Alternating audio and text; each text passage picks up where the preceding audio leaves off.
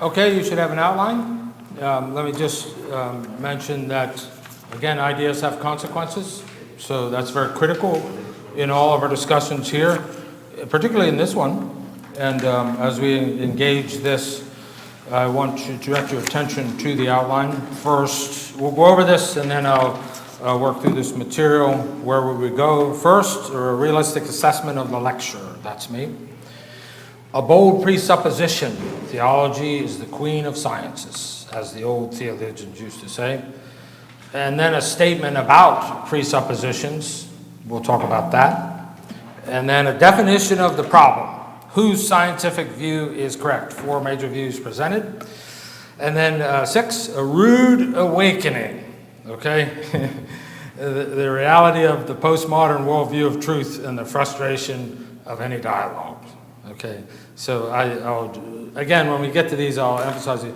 Realizing sinners lie. We're sinners, so as Christians, we should be, let's just say, more truthful as life goes on, but none of us is completely truthful. So in the dialogue, we see some purposeful lying. Yes, dethroning the so-called objectivity of secular science. Okay, so that's going to be and as you think through these themes, just kind of keep an ear, so the question and answer time is going to be essential. A power struggle, all right? I think it was H.L. Mencken, didn't he say that politicians create problems so they can be elected? I think that's how he said it.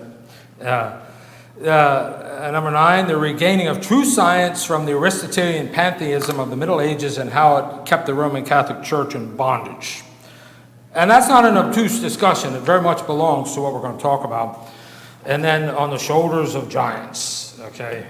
That's the founders of modern science from the Christian tradition, and then closing remarks. Be patient with me. There's lots of quotes, okay?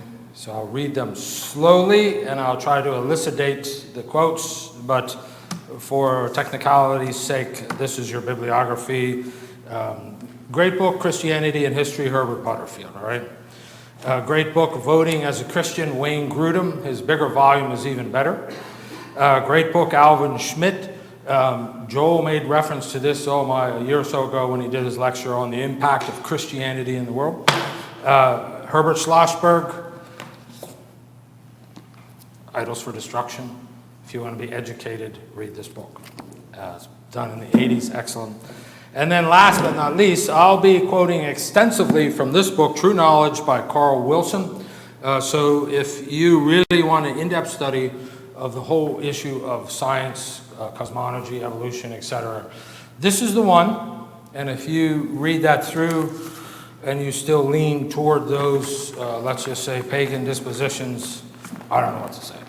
Because this guy, he's almost like the John Owen.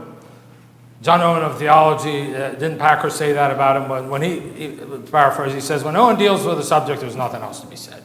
This guy is so thorough, and I appreciate as a believer, as a Christian, that he attacks it in that way. So again, I will be notating each quotation to give the proper credit. So we approach this with a lot of passion. All right, it's a very critical subject. And they used to say about Stonewall Jackson, I read several biographies of him, and he was a rather boring lecturer. But when he engaged in battle, his eyes lit up. You know, he's like the old war horse. When they smelt battle, they started to sniff. And for us as believers, our battlefield is ideas, isn't it? Yes, the truth of Scripture, but also the deductions we get from them and how they apply to our life. So they're so critical, because again, ideas have consequences. A man thinketh in his heart, so he is. So we approach this with a charge, a Calvary charge. Let's get into it. So I approach this lecture as a blue-collar laborer who likes to read and think.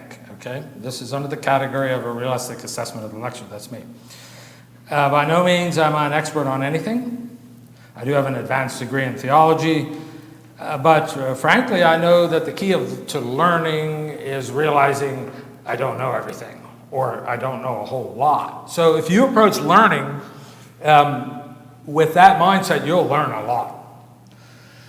And that's a very important axiom. And I'm going to assess this subject from different vantage points. Okay, I'm going to assess it from different directions.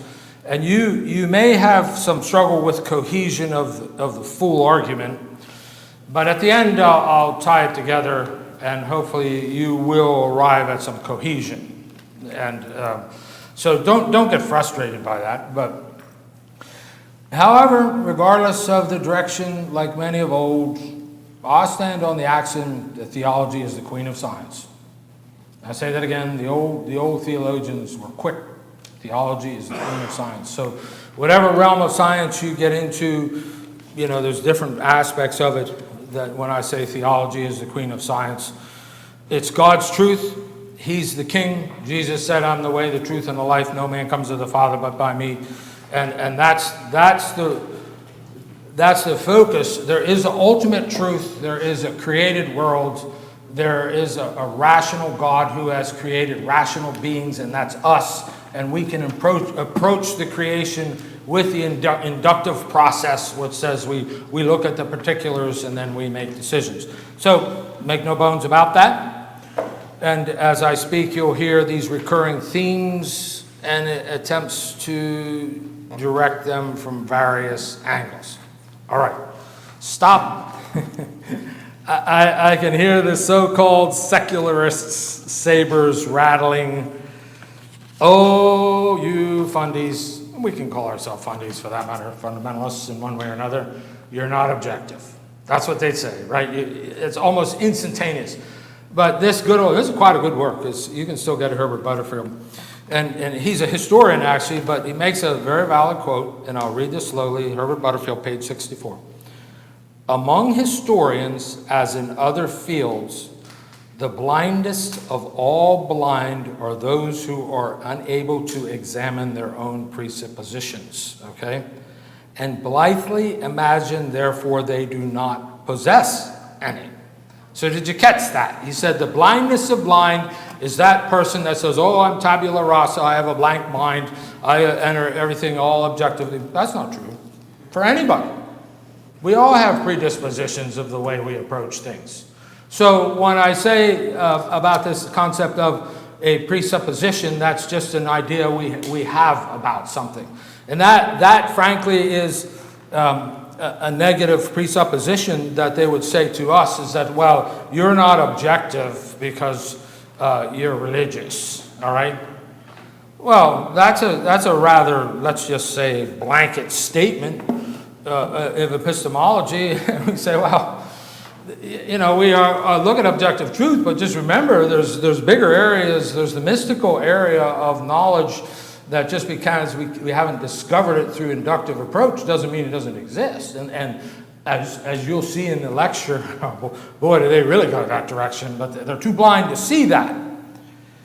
So suffice it to say that that's quite critical as we approach this, that in everybody's epistemology and metaphysics, we all have presuppositions. So epistemology is just a pursuit of knowledge, understanding of knowledge. Metaphysics is just basically understanding the world that we live in. So let's scratch that one from the start, that fake misnomer of they on the hand of those who would deny a God-centered, orderly universe in pursuit of knowledge with that presupposition, who say that, well, you're not objective. We're saying, let's scratch that one because that's a misnomer. And again, Butterfield comes to the rescue. Quite good on that. So the next issue is some definitions, all right, as we think about this. And again, I'm with you on your outline. Point 2, what is theology? It's the study of God as ways as we form our worldview of the reality that we live in. That's just a basic, in a nutshell, what we would define it as. But just suffice it to say, many other ideologies that claim they're not a religion are religions. Interestingly, the whole Marxist tradition is actually a religion when you line it up with the auspices of how you measure a religion. So we're discrediting that misnomer as well. But we're saying theology, that's our study of God as ways as we form our world view of the reality we live in. So what is science? Scientia, it just means knowledge, right? But according to the American High School Dictionary, page 1221, it's the observation, identification, description, experimental investigation, and theoretical explanation of phenomena. In other words, it's just the observation of phenomena, whether it's the planets, okay, whether it's issues of cosmology, meaning the study of origins of the earth. We observe fossils, we observe plates, we observe other phenomena that would help us to come to the conclusion. And then we clarify them. But as we pursue this process, just remember, laboratory science, and most people that are in the realm of apologetics and that sort of thing, like Ken Ham, make this distinction very clear, that the observation process of laboratory science, where we can control the results in the phenomena, we can do things and we see definitive phenomena, is a bit different than when we're, for example, studying the creation-evolution debate, all right? That's cosmology. But it still involves observation, and then interpretation, and then correlation. But the issue is, regardless of the data that we come to and accumulate in whatever form, it's what we do with this data, okay? It's what we do with it. So I can look at the Grand Canyon and say, well, I don't have to necessarily believe in millions and millions of years. There's postulation that at one time there was a major water body north of it, and it just exploded and cut it almost instantaneously. Others who would be, let's just say, on the evolutionary train of thought, have said, oh no, the Colorado River cut it gradually. So there it is. We're looking at it, and there's data, and we're both interpreting it from a different vantage point. That's really the problem. So when we think of the nature of the universe and what it is, and we're postulating that it's a created universe, orderly, natural law, we can understand it, where rational beings come to conclusions, where others will say, oh no, it's based on a Big Bang, and many, many different opinions. What we'll do at this point is just briefly now, you stay with me on this isn't the easiest to listen to, but this is back to Carl Wilson, and he gives 4 basic views of man's understanding of nature by science, all right? But just remember, these views are not purely objective, okay? There's philosophy attached to them, and philosophy is just a fancy word for explaining the life that we live, the world that we live in, our opinions, our ideas, all right? So try to really work at clearing your mind of this blanket objective opinion of all science. Now, some sciences, like I said, some facets is pretty clear, experimentation, that sort of thing. But we're digging deeper into the root idea of what is knowledge, what is reality, and then the consequences of it. So he says this, and this is our view, number 1, inductive creation science, I quote, page 554, Carl Wilson. Reformers' phenomenal observation of created nature for inductive facts about what occurs, theorize why and how it works. Record-repeated tests prove its regularity and reliability because it's sustained and upheld by the Creator. This assumes improved observation and minor modifications.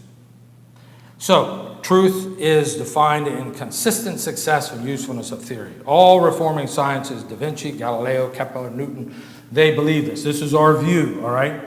And as we'll see at the end of the lecture, that modern science is good. Modern science was based on not just at the Reformation time, but even before that. I mentioned a few names that were somewhat prior to that. Galileo, others who were starting to return to the theistic view of a God-created universe, and we're looking and studying natural phenomena. So just put that on the back burner, but that's our view. Now here's another view. We call this the naturalistic uniform science, presumption that all objective data can fit and progress toward evolutionary presuppositions. So everything you see, particularly in that area, is swung over to, well, evolution. And this isn't just in the area of cosmology, it's in sociology and others. You know that as well as I do, because a lot of sociological polity is based on evolutionary theory, particularly the aberration of it when you see Nazi Germany, for example. But here then is another view, the falsification science. Since evolution means all nature is changing without known purpose or mystery, the accumulation of experiential knowledge does not produce truth, so there is no truth. All right? And we're going to talk about postmodernism in a little bit. But then this is probably the latest view. Thomas Kuhn, in his Structures of Scientific Revolution, which is actually a good book to read, and he's no believer of that sort, but just his analysis of the philosophy of science and how it changed, that's a discipline in itself. It's an important discipline. But Wilson says this in late 60s, chaos theory of everything. In pursuing science history, Kuhn proposed that science is always changing and making significant structural shifts. And then he goes on to say, Kuhn's theory was an effort to adjust to deconstruction of neo-Marxist postmodernism. All right, so we're going to get into that. He said, well, how on earth are you going to tie politics into science? Well, I'm just saying, we believe theology is the queen of science. The other view is the autonomy of man and his reason and his systems butt heads against the theocentric view. So that's going to involve power struggles, isn't it? Yes. Again, let me just keep running this one. It's not an objective pursuit. Science, the observation of data, the world that we live in. And that's very, very critical. So now we approach, as you have your outline there, we've talked about just an assessment of the lecture, a bold presupposition, theology, the queen of science, a statement about presuppositions, and now we're going to look at some, a very rude awakening, all right? And I'm trying to make this as, let's just say, on the terra firma as possible with my experiences in life. And I used to drive a concrete truck, and I love it because I like those old Macs I drove. Some of them didn't have air conditioning in them in the day before they made you have air conditioning in them. I think it was in 92, 94, that was a DOT requirement, but I loved it. That was back in the 90s. And one time I remember being in the dispatch office, and I was discussing evolution with one of the drivers. And he basically said that he believed in evolution because he saw it on television. Now, I tried to be respectful, but that is an authority issue, isn't it? And I don't know if it was PBS or National Geographic, I forget what it was. But as I reflected on that, and that was a long time ago, that was almost 30 years ago, well, 25. I thought, why not? I'm sure when I was talking to him, I can remember it as plain as day. We're standing there waiting to get our trucks loaded. And I'm sure I would have started to discuss with him, oh yeah, but what about teleology, which is the whole concept of purpose, evolution. What's his purpose? It has no teleological foundation, it has no statistical foundation. Or what about the fossil evidence? Very little for transitional fossils. And as I was thinking about that and preparing for this lecture, I was running in that stream, and then I was listening to, and I studied postmodernism in seminary, but then I was listening to Jordan Peterson, and he was talking about postmodernism, and I just thought, oh boy, I got to start all over. And I had already spent several hours on this lecture, because I realized that everything's changed. If I concluded that lecture or that confrontation with this driver, with basically, well, here's my evidence, here's your evidence. But if that confrontation would have occurred now, more than likely, he would have said, well, that's your meta-narrative. That's your story. It's racist. It comes from Western civilization, and I don't buy it because I just feel like evolution is true. And I'm not kidding you. This is the way the dialogue has now come. So I had to kind of pinch myself and say, all right, let's recouch this, not as an apologetic to necessarily defend my view, our view, but just simply to state our view and just say, this is thus saith the Lord, this is our view, with the full realization that it's not a legitimate exchange of ideas for the most part. Now, that doesn't mean that's the case in every discipline of the scientific discipline. Obviously, medicine and architecture and other things like that, there's still objectivity, but we saw that even in the recent, quote, COVID, quote, issue, that a lot of objectivity was lost, wasn't it? Yeah, there was objectivity that was being presented to certain entities. Don't confuse me with the facts. We don't want to hear that. That doesn't fit our political narrative. So we realize that the whole area of discussion in the pursuit of science, pursuit of truth, is to some degree skewed. Now, this is Mark Twain. He said this one way or another. He said, figures don't lie, but liars figure. All right, I think that's the quote. It's close to that. Figures don't lie, but liars figure. And that's the category here, that realizing sinners lie, dethroning the so-called objectivity of secular science. So the postmodern view of reality has definitely influenced our culture. And as I said, we're not throwing science out altogether as far as medicine, that sort of thing, but we're really realizing that the pursuit of truth is couched in a different metaphysics. And boy, all you have to do, and I know this one's going through your head, the whole trans debate is quite obvious, that the objectivity is completely gone. And the interesting thing that I've said, and I haven't engaged in any conversation with these sorts of people, but I'd like to ask them, wait a second, if that's your position now, then you can just throw biology out altogether. And if we're even going to contend a discussion regarding the particular issue of cosmology, the evolution, etc., you've got to throw it all out, because how can you even relegate it to objectivity anymore? If you're saying my perception is what I think. So we got some real problems here, and that's why we have to diverge to just talk a little bit about this postmodernism. And that's simply a definition of the ideology of our age of how to process reality.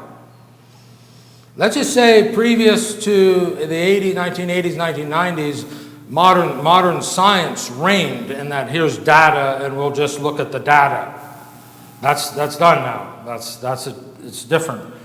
So I'm going to attempt to give you a brief explanation of this. It's a bit of a foggy view, and I don't claim to be an expert on it. I studied this in seminary 20 years ago. But let me just say, every time you listen to certain news channels, it's right there. If you know what this is, boy, you can say, oh, that's postmodernism in all its glory. Foucault and Rory and all those chaps from France, some of them. But here's the deal, just briefly.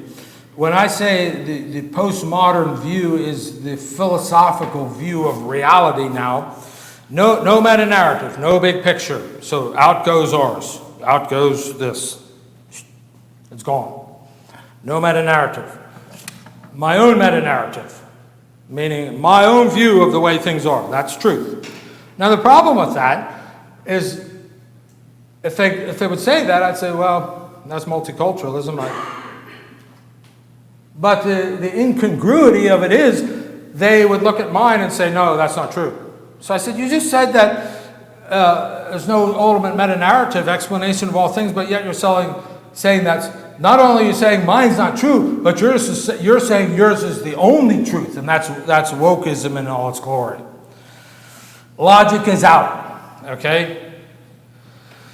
That's one of the, let's just say, presuppositions of the philosophy, although they don't live that way. You can't live that way. You have to live in a logical world, but in many cases, logic is out. All right, all you have to do is look at some of the polity of our present government and some of the things that you hear, right? 12 years, the whole earth is going to be destroyed. All right, I won't mention the politician that said that, but logic's out. Truth is made, it's not found. And that's one of their major founders will call it. Truth is made, not found. So in other words, as I engage in perception of phenomena, it can be my truth, but that's not your truth. The Western civilization's narrative is racist. Truth claims serve those in power, all right? And it goes on, we're seeing the victimhood mantra now that certain categories fall into victims and oppressors, and oftentimes information that we would present would be classified as oppressive information from Western civilization. You didn't feel what I felt. I don't care about empirical data. You didn't feel or experience what I felt, so consequently, I have the truth. And as I mentioned earlier, this is linked with the brainchild of neo-Marxism. We're seeing it right before us. Tribalism is the result. Okay, you're scratching your head, and so what's that have to do with the price of eggs in China? I think that's how that idiom goes. Well, it has everything to do with it because it's helping us to see the context of even our discussion. So how do we arrive at what I said earlier about figures don't lie, but liars figure in this whole discussion?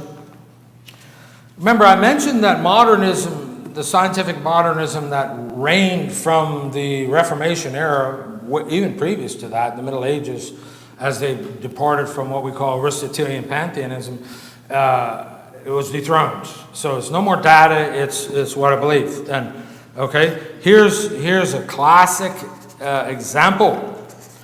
Wayne Grudem, excellent book. I highly recommend it, Voting as a Christian, and all different sort of issues he dealt with in here. He poses this, and this is common knowledge. This isn't just, let's just say, right-wing propaganda. This happened. You know, remember ClimateGate in 2010 when the IPCC was called out for skewing figures about climate change. It was all in the public news. He says this, and I quote him, page 177, should the UN's Intergovernmental Panel on Climate Change, IPCC, be trusted to have the last word, okay? And he says this, I quote, many people refer to IPCC as the world's most authoritative body on global warming and describes its pronouncements as those of thousands of climate scientists. The IPCC certainly warns of dangerous global warming, but we need to understand just what the IPCC has said and what kind of organization it is, all right? This is under the dialogue of figures don't lie, but liars figure in the scientific realm. And I'm not saying everybody lies, I'm just saying this is very much the summary for policymakers that the IPCC publishes does not always accurately represent detailed science in its assessment reports. Instead, the summary for policymakers generally exaggerates the actual conclusions. So it's not necessarily calling the IPCC out, it's people that read these reports and then make conclusions based on them. And I've read this in other resources on a particular book that I just read on climate change, actually by someone who was quite liberal, but this gentleman was saying the same thing. Finally, the IPCC's authority was deeply undermined by a large number of scandals that surfaced in the late 2009 and early 2010.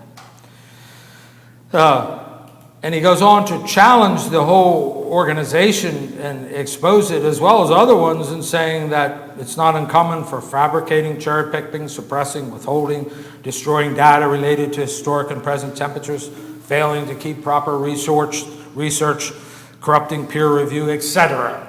So I only read that to substantiate the fact that some of the science that we're hearing from mainline science isn't all as objective as we'd like to think it is. Because again, figures don't lie, but liars figure. Here's another classic case, and this book, like I said, Idols for Destruction, is just excellent. And this was written in the 1980s. But he brings out the same issue.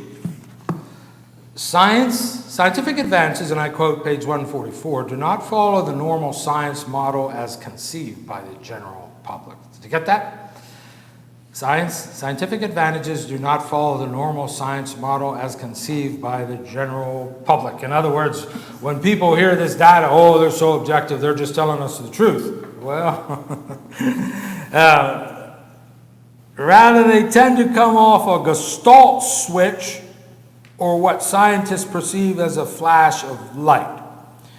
University of London philosopher C.E.M. Joad has described science as a form of art, an imaginative picture constructed by the human mind. Far from maintaining an objectivity denied to other pursuits, science is subject to the same array of personal vagaries and human enterprise. As James Watson describes the scientific coup that led to his winning the Nobel Peace Prize for discovering the structure of DNA, the chase was composed of ambition, envy, political maneuvering. Milton Friedman, and he was the late great economist, I wish he was around today and somebody listened to him, but that's long gone, recalls being seated next to the great geneticist R.A. Fisher at a dinner at Cambridge University. Fisher regaled him with a story after story that illustrated the fact that he could infer his colleagues' scientific view on genetics from their political opinions. Isn't that something? He said, I could tell these guys' view on genetics from their politics, all right? I thought science was supposed to be purely objective. But he goes on to say, and then he quotes another scientist, D.M.S. Watson, known to public for his BBC talks, popularizing the Darwinian notion that human beings descended from primates, declared in an address to his fellow biologists at a Cape Town conference, evolution itself is accepted by zoologists not because it has been observed to occur or can be proved by logically coherent evidence to be true, but because the only alternative, special creation, is clearly incredible. That's pretty sobering, and you can see lots of quotes like that these scientists they will make decisions based on the fact that, well, my evidence doesn't support this, but scientific creationism, or creationism as we know it, is just simply out of the question. So we're getting, I think you're following me in this, we're beginning to realize as we're endeavoring to explain this pursuit, we're realizing the concept of objectivity is going to be quite difficult because those of us who fall in the category that we're in, you're going to be called a climate denier, right? You're going to be called a fundy, right? And many other names if you object to some of the conclusions that come from the scientific community. However, unfortunately, there's an unfortunate, again to emphasize that word, presupposition under all this, and we're actually living to see this worked out. This book was written, Wilson's book's written in 2011, but he says this, and he quotes an article from another source that kind of explains what's going on. He quotes this article from Welcome to the Anthropocene, The Economist, May 28th, June 3rd, 2011. This article says that geology's new age, superseding the last 10,000 years of the Holocene, anthropos in Greek means man. This is a claim of editors that a new age when man has reached a point of population crisis that is converging with an environmental, climate, and food crisis so that man, get this now, listen to this now, must, by political unity under the government, solve the looming worldwide problems of mankind. Now, this is 2011, and we're 11 years after that. We're seeing this plain as day. We're living to see this. The writers see science as now weak and impotent to influence, and the wisdom of the one world government must take control. The editors say it is one of the moments where scientific realization, like Copernicus grasping the earth goes round the sun, could fundamentally change people's view of things far beyond science. So it's not that, as we saw, that these people are actually denying some kind of science. Again, as you saw the data related in the COVID issue, but they're realizing that it's being adjusted to what we're seeing right before us. The World Economic Forum, the whole climate change debate, everything. So what do we do? Are we going to be frustrated by this? No, but we're going to see what's happening. So is this phenomenon new, that power structures attempt to control scientific data for political purposes? No, there's nothing new under the sun, right? And I'm again referring to Wilson, and we'll get into this very shortly here. And I quote him, page 19, Birth of Modern Science by Christians, that's a chapter. The struggle for truth was against Catholic Church paganism. He's talking about the later Middle Ages here. 20th century intellectuals misrepresent the content. The earlier scientific conflict in the 16th and 17th centuries was not Christians against new science, as the modern intellectual elite says. It was between the science of new biblical believers and the pagan Aristotelian science of the Catholic Church. So the point simply is this power struggle that centers around the whole discipline of science. It's not new. And here again, I keep driving home, the lion will roar. God defends himself. You know, we do our apologetics in our own humble way, the best we can, but he eventually defends himself. And you saw that with just the whole modern science of archaeology at the end of the 19th century. Oh, everybody's throwing up their hands, you know. Oh, you know, the higher critical people were saying the Bible's not true, these things are fabricated, and then, boy, as you had archaeologists start to surface, and the murmur went down because the archaeological evidence was there, and still to this day is forthcoming in a very, very strong way. So what happens when you leave this realm of objective inquiry based on a theocentric, God-centered world, universe, natural law? We can understand it, we can study it, he's the ultimate truth. And here again, the strength of this book, Wilson, he is a believer, he's from the Reformed tradition, and he very vehemently interjects with historical precedent just the demonic influence that's often in people who are laying the foundation for epistemology or knowledge or reality in the philosophical realm. Paul says this. 1 Timothy 4:1, the Spirit explicitly says that in latter days time some will fall away from the faith, paying attention to deceitful spirits and doctrines of demons. Now, some people just say, well, this is theology. No. Well, theology is cogent in our whole worldview, isn't it? So we're naive to think that some of these people who were laying the foundations for understanding of knowledge and reality, in which we would do our scientific inquiry on, are purely objective. Not at all. He gives several examples here. With Kant, the earlier influences on Kant by Descartes and Locke involve conditions indicating demonic influence. Descartes reported insights came at a time of deep depression from dreams and instructions. Another one, Swedenborg, likewise had strange influences that drove him. Kant himself also had mystical experience in formulating his views. Fearful of the opposition of biblical Christians to his views, he described how supernaturally received approval of and called to present his views. And if you're any student of philosophy and the name of Nietzsche comes up, you'll realize how the guy went insane. He literally went insane.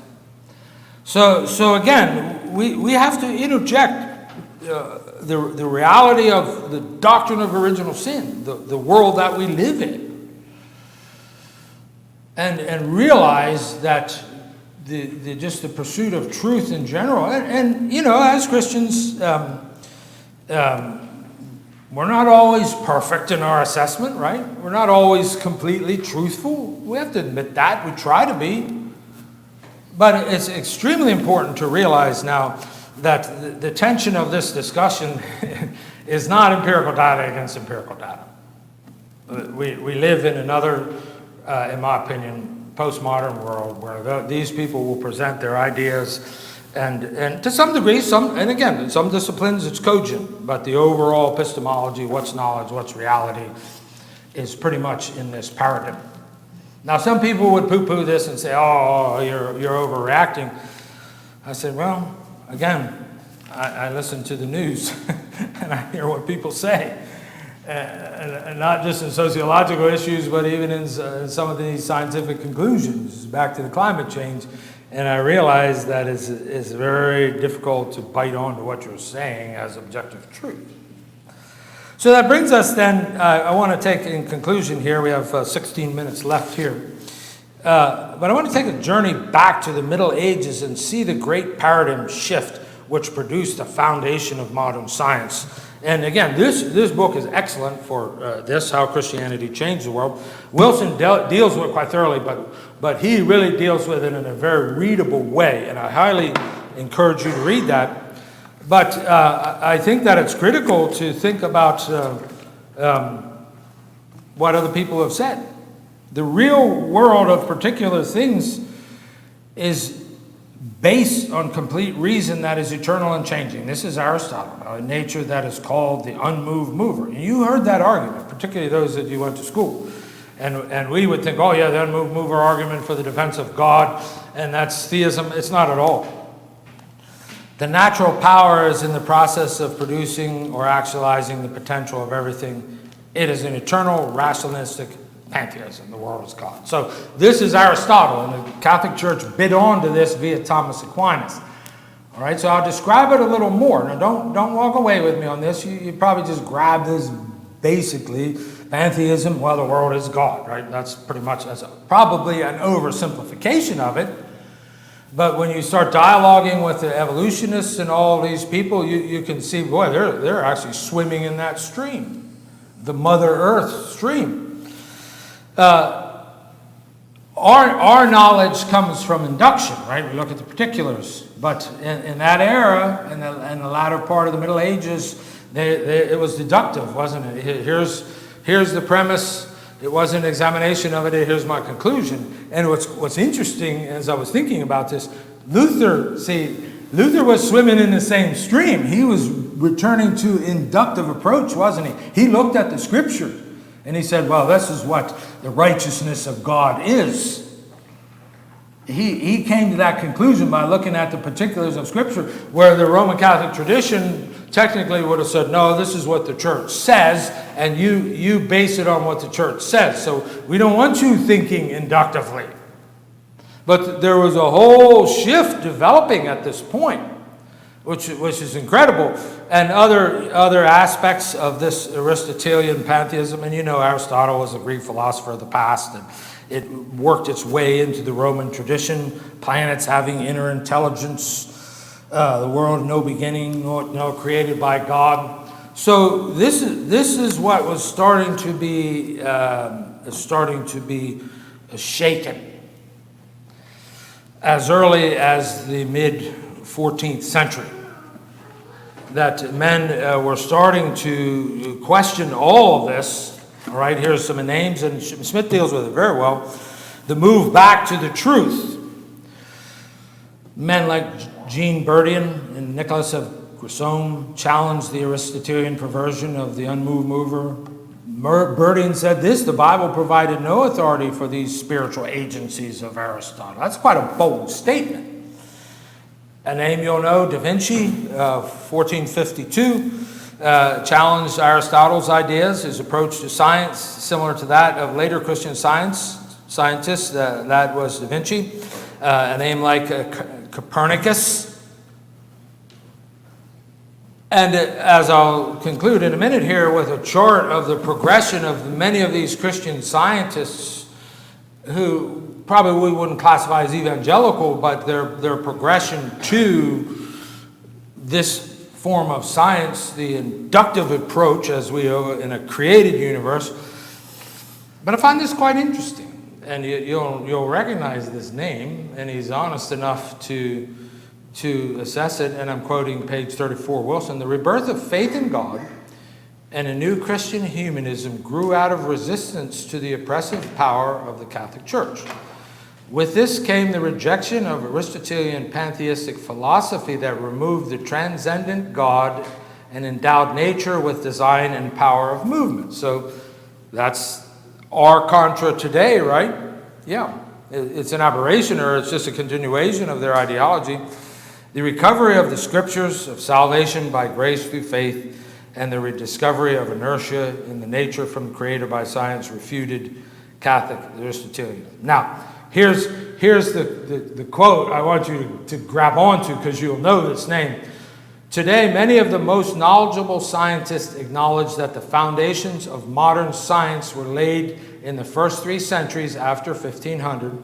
In 2002, Stephen Hawking, who's a name you know, who is considered the world's leading astrophysicist, published a book, The Shoulders of Giants, The Great Works of Physics and Astronomy. I don't know if he's still living today. This book's written in 2011.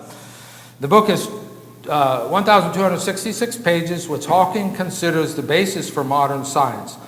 All but 98 pages that are devoted to Albert Einstein, and 2 at the end of this book. Hawkins refers to scientists who did their work before 1727. All of these men were devoted believers in God and felt they were discovering the work of God in nature. They all accepted the Bible as the Word of God to guide them and believed in the authority of transcendent God who created the world and revealed himself. And this is Stephen Hawking, all right? And I respect him greatly for that admission, but generally you're let's just say if you were swimming in the mainstream education, that wouldn't come up. That wouldn't be there. But Alvin Schmidt, he makes a very good point about this now, how critical it is that we have this in our diatribe, that our science, true science, is Christian foundation. This isn't a bleep on the radar. And he makes a very strong point. Schmidt says, Aristotle's pantheistic view of the physical world not only delayed the arrival of science, but also its progress, because pantheism, like the anti-inductive approach of knowledge, is antithetical to science. Pantheism implies that the scientific method which manipulates various elements with its physical universe is sacrilegious, an affront to the divine within the nature. This only in Christianity's perspective, which sees God and nature as separates the separate entities, that makes science possible. So his point is, when these men in that era rearranged the proper metaphysics or reality, that modern science just took off. And again, just to close here briefly, I want to leave time for questions. Schmidt just has a chart in here that he starts with in page 240, and he just, this whole chart is Christian advocates of scientific knowledge. So he starts way back, 1175. Robert Casada proposed the inductive method. Bacon argued all things must be verified by observation. And he continues down with names that you'll recognize. Nicholas Copernicus, all right? And you know his theory, the sun is the center, not the earth. And the church didn't receive that too well. Da Vinci, and the list goes on. Kepler, Johann Kepler, and right on up to names you'll Robert Boyle in the law of volume of gas, Isaac Newton, law of gravity, others, Ohm, that's an electrical term, Faraday, even right to George Washington Carver, he emphasizes him. So back to the beginning, and like I said, we can't, let's just say, defend our position to where the pagan is just going to collapse and says, okay, I can't refute that. They're not going to do that, you know as well as I do. They're just going to say, that's your narrative, and this is my narrative. And they will say yours is wrong because it's not mine. See, that's it. That's honestly. And Schmidt quotes Jacques Barzon in his great work on the culture, and if you haven't read it, I suggest it. But he says this. He says The tendency to omit the connection, whether in education or in the public sphere, began in the 18th century, when, as Jacques Bourgeon noted, the marriage of science with philosophical materialism occurred. Okay, and we saw that in the Darwin debates, and that as it began to move forth. So the conclusion simply is this. I choose myself, theology and science. Theology is the queen of science. I live in a God-created world, universe, with natural law, and proper science seeks to investigate it with whatever means we have, and that's a presupposition. And I'll say these other presuppositions, some that I've made allusion to, they're errant. And again, the field of discussion is now the postmodern world, and they would say, no, well, that's your narrative, it's racist, we'll stand against it. But again, the lion roars, doesn't it? The Lion of the tribe of Judah, the truth comes out in his time and in his way. Amen. Questions?